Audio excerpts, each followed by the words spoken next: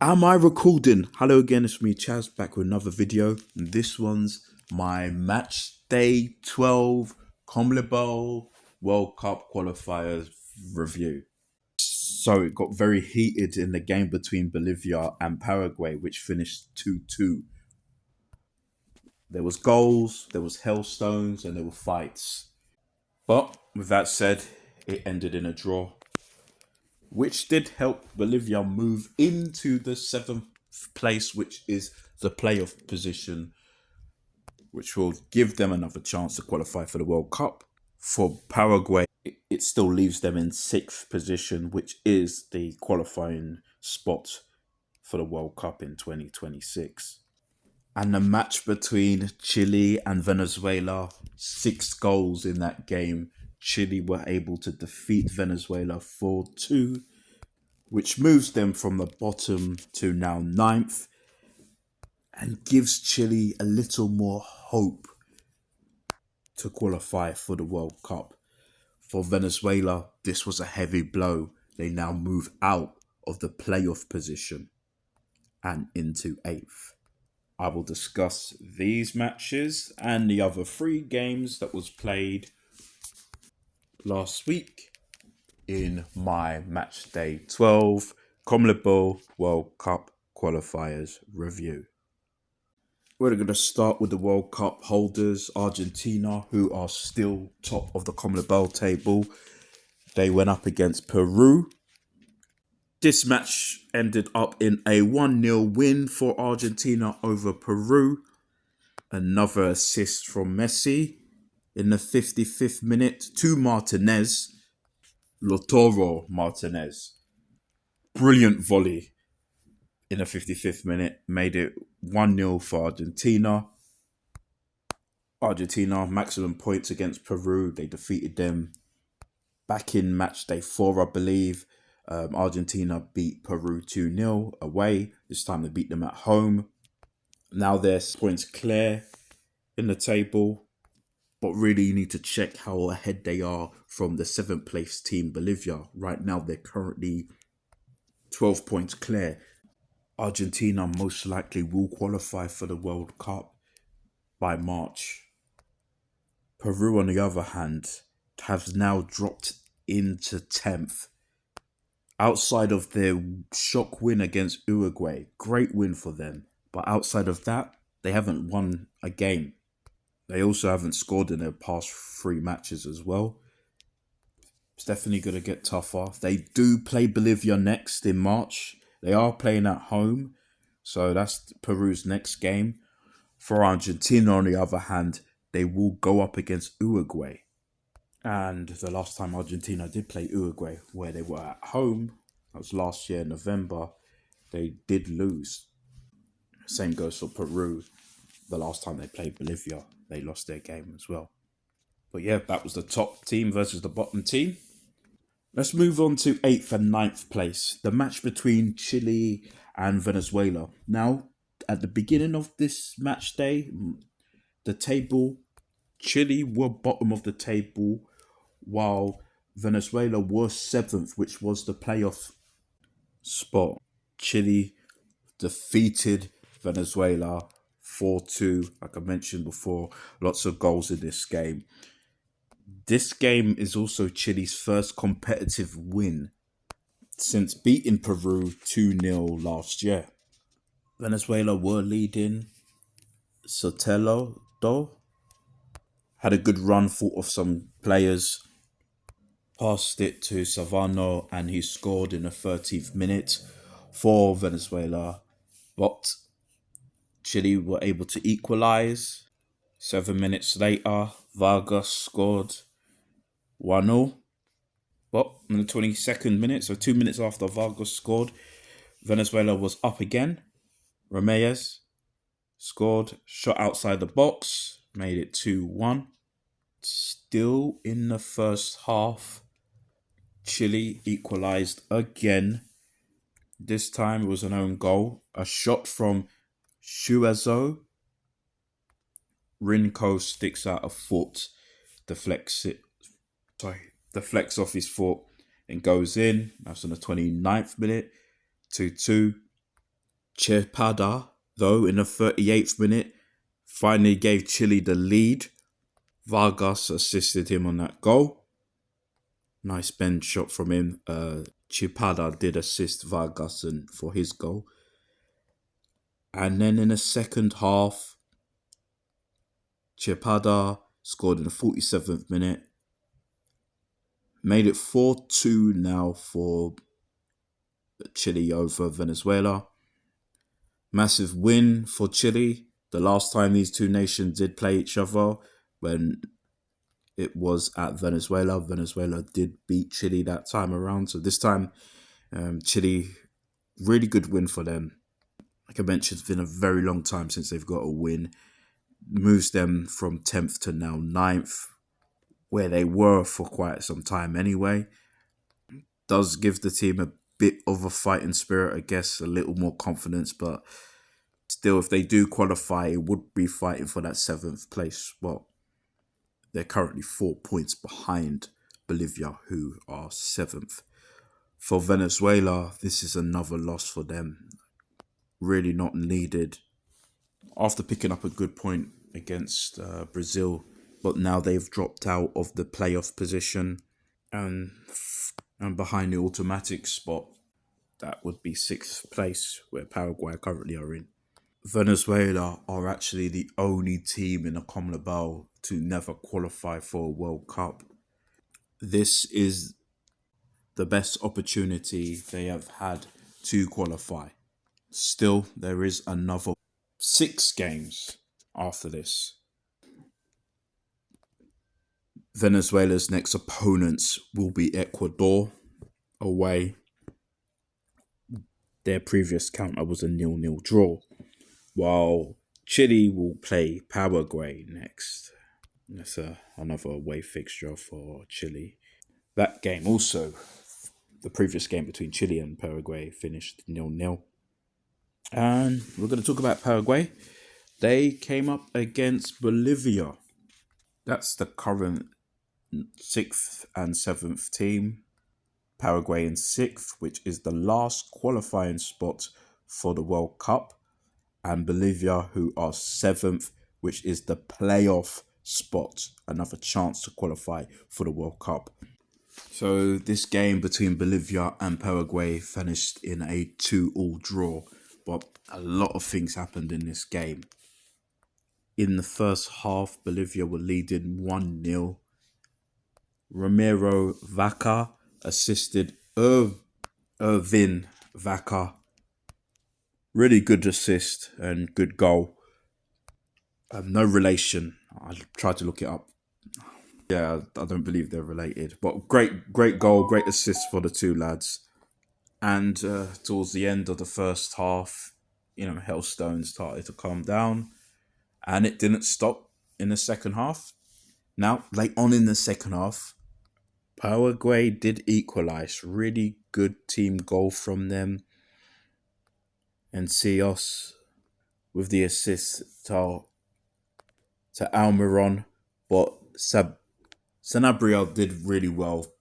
Had a good block and did a lot for this goal. So made it 1-1 for both teams.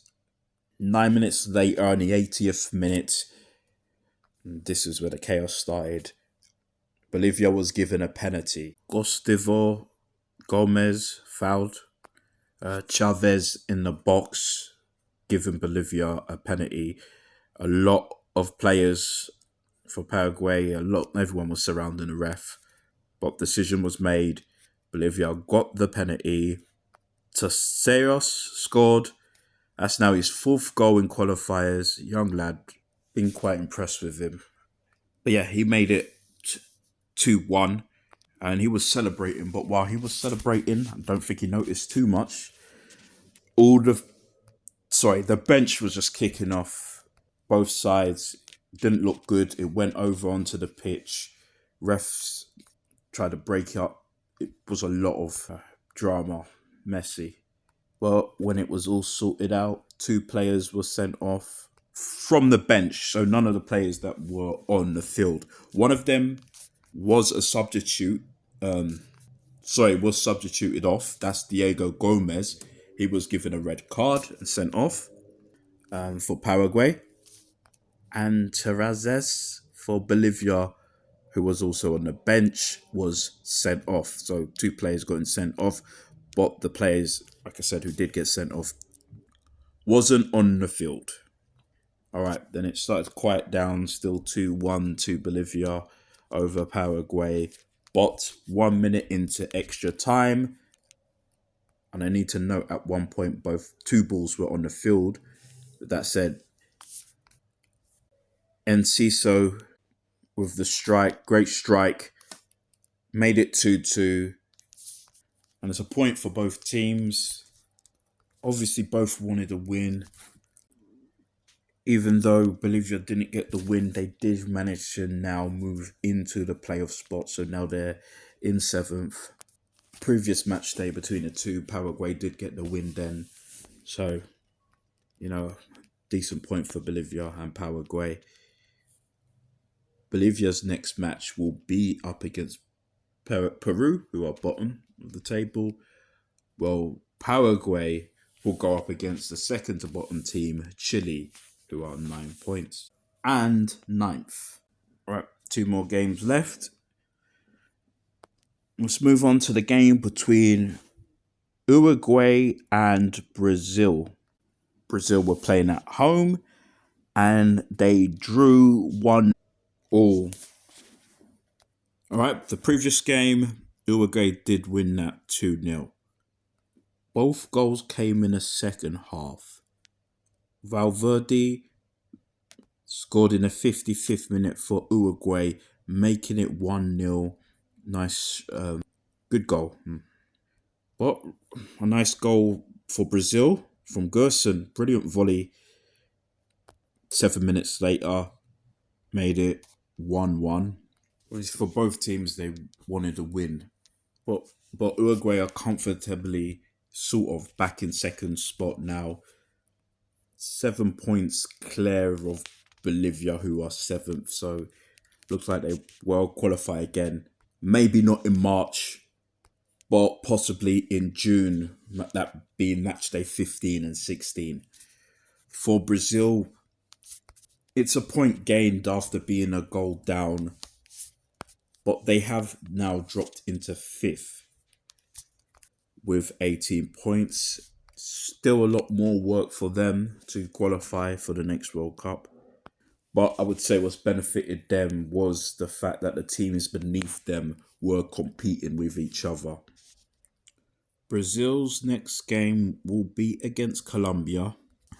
The previous game they played each other, Colombia and Brazil. Brazil did lose that game. Uruguay, on the other hand, will go up against the World Cup holders, Argentina. As I mentioned earlier, during qualifiers, Uruguay did defeat Argentina. All right, one last game, and that was the game between Colombia and Ecuador. Ecuador was able to defeat Colombia 1-0 while being a man down for all of the second half. Valencia scored for Ecuador in the 7th minute. Great feat from him. Brilliant run. He's still doing his thing for Ecuador. Fantastic player. That is now his 3rd goal in qualifying. But in the 34th minute, Hankapi was sent off. I believe he's denying a goal scoring opportunity. Took down a player just outside the box. It was poor goalkeeping at first from Galindez that freed up Cordopi. Yeah, he was taken out. And Hinakpi sent off. Galindez did save the free kick. So sort of made up for it. No, he did. But I have to point out this miss. Mojica did a brilliant back heel to Rodriguez. And Rodriguez passed the ball across the box. And I just think it was a poor touch by Cordobi. Just needed a proper tap in. It was a tap in. Missed it. Would have been an absolutely brilliant equaliser for Colombia. Poor miss. The game ended up 1-0. Ended that way for Ecuador, as mentioned. And this win moved Ecuador from fifth to third. That's above Colombia now on goal difference. Another thing about Ecuador, this was their fifth clean sheet in a row in qualifiers. Definitely a dark horse there in qualifying. I also need to take mention that Ecuador was deducted 3 points.